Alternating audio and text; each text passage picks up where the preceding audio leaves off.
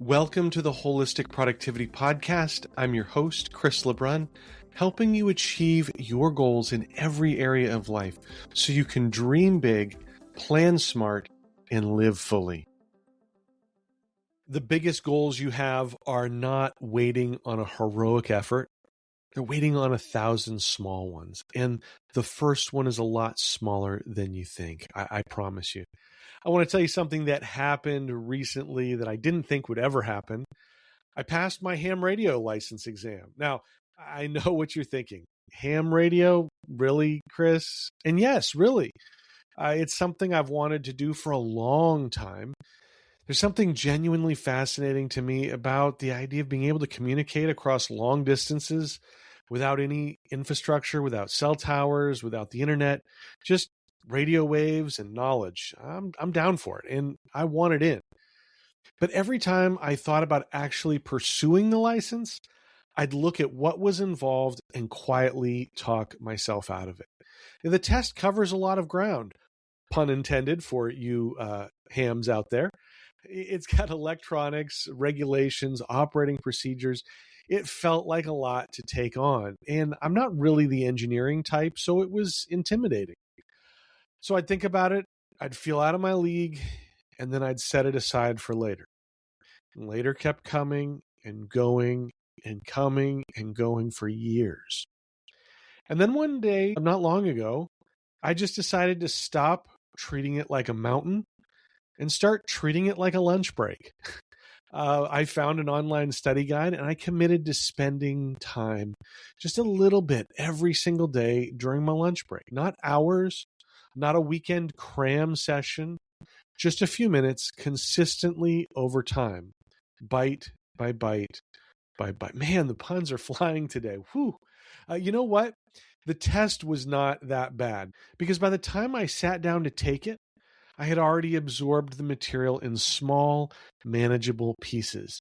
The intimidating thing became a done thing, not because I found some heroic reserve of motivation or because I magically, had all of the information that I needed just downloaded into my head, but because I showed up in small ways until it was finished. And that's the principle I want to talk to you about today. Progress is not linear, but it is cumulative. And small, consistent actions have a way of compounding into results that feel completely disproportionate to the effort any individual action required. Here's another way to think about it if you're not a geeky ham person, okay? Say you're saving up for a trip, a vacation that you really want to take. If you try to set aside the full amount in 1 or 2 paychecks right before the trip, it feels impossible. The number is too big, the sacrifice is too sharp, and most people give up before they even start. But if you pull a small amount out of every single paycheck, quietly, consistently, without drama, something interesting happens. The account grows. The trip becomes real, not because any one contribution was impressive, but because all of them together were unstoppable. Same principle, same math, same result. The reason most people underestimate the power of small steps is that small steps don't feel powerful in the moment. Studying for 15 or 20 minutes at lunch didn't feel like a lot of progress. Putting $40 into a savings account does not feel like a vacation. Going for a short run when you're training for a half marathon does not feel like race preparation. Yet each individual action taken alone seems almost too small to matter. But that's exactly the trap. You are not evaluating one action, you're building a pattern. And patterns sustained over time produce results that will genuinely surprise you. The secret, and this is the part that nobody really wants to hear, is showing up before it feels worth it. Before the savings account looks impressive, before the study sessions feel like they're adding up. You have to be willing to take the small action when it still feels small. because the compounding only works if you stay in the game long enough to see it. Let's pause here for a quick break. We'll be right back. If you've ever gone down the rabbit hole of trying every to-do list or project management app, you know how exhausting it can be. You download the app, you set it up, enter all your data, and then scramble to cancel it before the trial ends. Trust me, I've been there and it's no fun. That's why I love Efficient.app. Alex and Andra, a husband and wife team, have spent over a decade testing and reviewing software of all types so that you don't have to. Calendars, project management, banking, planners, email marketing, you name it, they've covered it with honest reviews and side-by-side comparisons. And they don't sugarcoat it. If a tool isn't worth your time, they tell you straight up. I've personally found their reviews super helpful when I was trying to sort through different project management apps. It saved me a ton of time and frustration. Best of all, they often have special deals on the tools they recommend so that you can save money. I'm especially grateful to Efficient.app because they've been supporting the Wholistic Productivity Podcast since the very beginning. The best way to check them out and support the podcast is through the link in the show notes. So next time you're looking for software, let Efficient.app do the work for you. Trust me, you will not regret it. Here's what I want you to do this week. It's a challenge. Pick one goal that you've been treating like a mountain, something that feels too big or too intimidating to tackle all at once. And then ask yourself, what is the smallest possible action I could take towards this today? Not the action that would make a dent, not the action that would impress anyone, the smallest one, the lunch break version. Do that today, then do that again tomorrow, and then do that again the next day, and the next day. And eventually you will be amazed what shows up on the other side of consistent. So we just talked about how small wins compound, how consistency over time builds something real. But here's the part they don't always talk about. Sometimes you can't actually see the wins happening. Sometimes you show up, you do the work, and the evidence of progress is just invisible. And that's when showing up gets hard. Right now, I'm training for the Ragnar Appalachian Relay in August.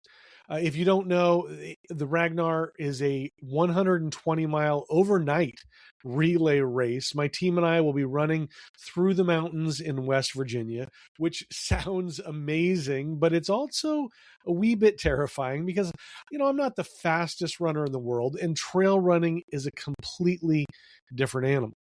Here's the thing about trail running. It's objectively harder than road running. Your feet have to work differently. The terrain is unpredictable. You're managing elevation and roots and rocks. And when I started transitioning from road to trail, my times dropped. Not because I got worse, but because 5 miles on the trail is not the same as 5 miles on the road.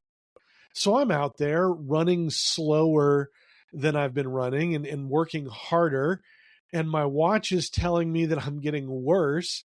And some part of me is starting to believe it. But here's the thing. I can't compare my trail pace to my road pace and expect to feel good about the work. That's not progress. That's just demoralizing. So I had to redefine what success looks like. Success isn't a faster time right now. Success is, hey, I can run 5 miles on technical terrain without stopping. Success is my legs are getting stronger for elevation. Success is I'm building the resilience I'm going to need in August when I'm running on no sleep through the mountains, passing a baton to a teammate that's counting on me to show up with something left in the tank. And that last part matters because I'm not just training for me. There are 7 other people on my team. And that means on those days when Strava says I'm slow, when the metrics feel disappointing, I still have to show up because it's not about me. It's not about the number. It's about the commitment that I made to people I respect, to my friends, to my teammates. You don't have to be a trail runner to understand this feeling. It shows up in every area of life. You've probably felt it in your career. I know I have. I've spent more than 25 years in nonprofit fundraising, and there are seasons when giving is flat. It's not dropping, it's just flat. Your donor appeals aren't moving the needle. You're refining your message. You're following up. You're showing up to appointments and meetings, and the response is just quiet. It's just meh. and you start wondering if any of it matters, if you're actually moving anything forward or pushing the same boulder up the same hill. This isn't unique to running or to fundraising. You feel it in your creative work when engagement is muted. You feel it in your relationships when you're investing in someone and the return on that investment isn't visible. You feel it in your health journey when the scale doesn't move. You feel it in your business when you're selling something or offering a service that you believe in and the sales are slow. The hard truth is that consistency doesn't always feel good. Sometimes consistency means showing up when you have zero evidence that what you're doing is working. It means trusting the work when the work isn't talking back to you. And here's what I've learned. That trust isn't blind. It's informed. It comes from understanding that some progress is invisible by design. My legs are getting stronger on the trail. My neural pathways are rewiring. My cardiovascular system is adapting. None of that shows up in my average pace, but it's real. And with time, I will see the results. Maybe not today, but someday I will. Same thing with fundraising. You refine your message, you build relationships, you plant seeds. Some of that germination happens quietly over months. A donor you followed up with in January might not give until September. But if you only measure success by immediate response, you'll quit long before then. The invisible progress is still progress. It's just not reporting itself to you in real time. So if you're in that space right now where you're showing up, but you can't see the results, here's what I want you to do. First, redefine your metrics. Find one measure of progress that isn't dependent. Let's pause here for a quick break. We'll be right back. Living with pain is no fun at all. Whether it's sore muscles from a workout, nagging joints, or even stress that just won't leave you alone. That's why I love Little Golden Shepherd. They make all natural butters from organic herbs and essential oils formulated to ease pain, reduce stress, and even soothe sensitive skin. I use the muscle butter after tough workouts, and the joint butter is perfect for my knees, which somehow were bad even when I was a kid. I'm so grateful to have Little Golden Shepherd sponsoring the Wholistic Productivity Podcast. The way they support the show is super simple. Every time you shop through the link in the show notes, a portion of your order helps keep this podcast going. And here's the best part. If you use the promo code WHOLEPROD, you'll save 15% on your first order. That's promo code WHOLEPROD, WHOLPROD. Try Little Golden Shepherd today. You're going to love it as much as I do, and your muscles will too. On immediate external feedback. For me on the trail, it's distance and terrain difficulty. It's how my body feels after a run. Find what you can measure that still matters. Okay? Second, name the commitment beyond yourself. Who else is counting on you? I'm not trying to guilt trip you, but This is to remind you that consistency isn't just about hitting a number for you to feel good. It's about showing up for the systems and people that you are part of. That matters even when no one's watching. And third, give yourself permission to trust the process without the proof. Now that is the hard one. But the work you're doing right now, even when it's invisible, is building something amazing. Your effort is compounding even when you can't see the compound interest yet. So keep showing up, not because you see the win, but because the win is there, whether you can see it or not. Okay? That's it for the show today. Check out the show notes. I'll have those at holisticproductivity.com/65. Lots of great information there. You can find that online. Make sure that you like, follow, and subscribe to the podcast on your favorite podcast platform or on YouTube. You can watch all of these episodes there, so check that out on YouTube. And I've got new episodes that drop every single week. You do not want to miss those. So that's why like, follow, and subscribe is so important.